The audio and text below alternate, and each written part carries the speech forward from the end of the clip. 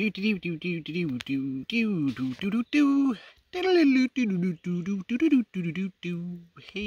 YouTubers. Just chilling out in the Uwharries, Camp 3, Birkhead Mountain wilderness area. So I was about a 3-mile hike in yesterday. Busted my ass, my pack broke. My old ass pack, I need a new pack. Yeah, walked in with AJ, my boy. 10 years old. He's a little off whippersnapper, and so I'm pretending to be on the show alone or naked and afraid, one or the other. I'm not completely naked, but, you know, same deal. Yeah, just camping. Out here because I worry about the boy. Today's media and schools and just a lot of things say to be a white male is a bad thing. You know, he's a child. He didn't do anything wrong.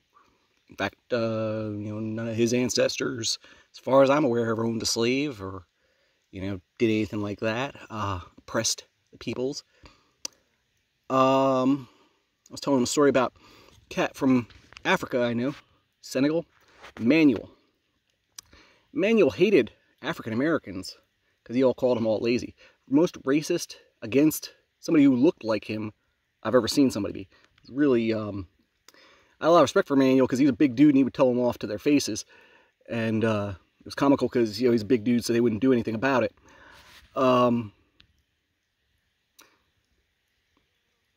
You know, but it's weird that somebody who looks like him should, you know, be given preference over somebody who looks like me. You know, my people didn't come here before slavery. They were here in 1917, as far as I can gather, and they were poor enough so they weren't part of the redlining or other institutional bullshit that's talked about. You know, so why should somebody who looks like, you know, the people who enslaved somebody who looks like somebody else, you know, be entitled to anything special? The point being is, I worry about the messages that my son is receiving, you know, in society at large. I think that was damaging to my stepson, and I really wasn't here enough to do anything about it, because I was overseas working, and, yeah, I just, I want the kid to grow up with a healthy, positive message about who he is and what he is, not, you know, he's the oppressor, or that he has something to make up for, because, you know, he's an innocent, good little kid.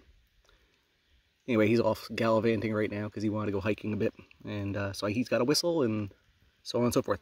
I have been panning today. This is the Uwharrie Mountains where gold was first kind of found in the United States, and I actually had some luck.